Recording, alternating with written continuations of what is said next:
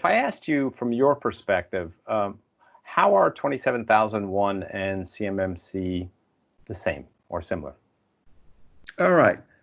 So first off, this is ISO 27001. As you know, it helps you to build a great foundation for implementing an information security management system.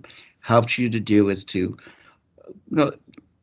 build a program where you can identify your information and put in safeguards and protections to protect those information assets and the information that you run your organization with, and protect it in terms of confidentiality, integrity, and availability.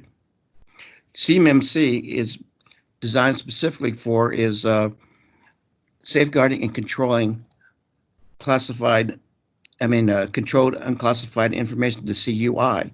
And this is a result of the fact is that, with the NIST 800-171, companies were doing self-assessment, and they felt that the government felt that wasn't going far enough, that they weren't lacking confidence that the controls were being implemented adequately. So they came up with the CMMC model to prescribe specific practices that they want to see implemented to control and safeguard CUI that resides either in your systems or in the federal systems that you may work with.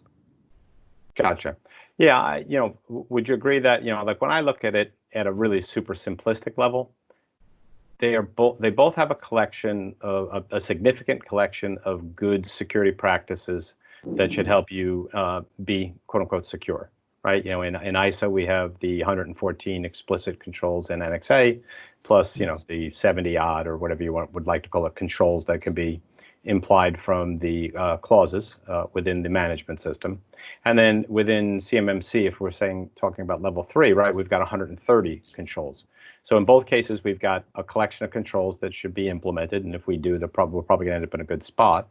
And then the second thing is that they both have certification programs. So they're both independent, objective auditors come in and certify that the controls have been implemented in accordance with the requirements. Is that fair? That is correct. And the thing is this, with the ISO 27001, you select those controls based on risk. Mm-hmm. While in the CMMC model, the practices that you have to implement are based on the level of CMMC that you need to achieve that's specified within your contract. So if you are at level 2, you have a set number of practices that you are expected to demonstrate compliance to. If your contract says you need to be at level 3, then you need to do implement all those practices. Basically, is achieve compliance to the NIST 800-171 and the additional control practices that are specified within the CMMC model. Yeah, that's a good point. And I think that comes down to, the fundamental difference between NIST FISMA guidance and ISO guidance. With NIST FISMA, ultimately, we've got 3 risk levels, right? We've got low, moderate, or high. And we have prescriptive risk treatments or semi-prescriptive risk treatments that are associated with each level.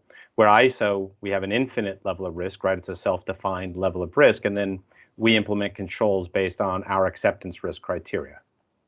Yes, that is correct. So then you may do is look through a control and decide that, this may not be applicable to my organization, and then you assume the risk associated with that.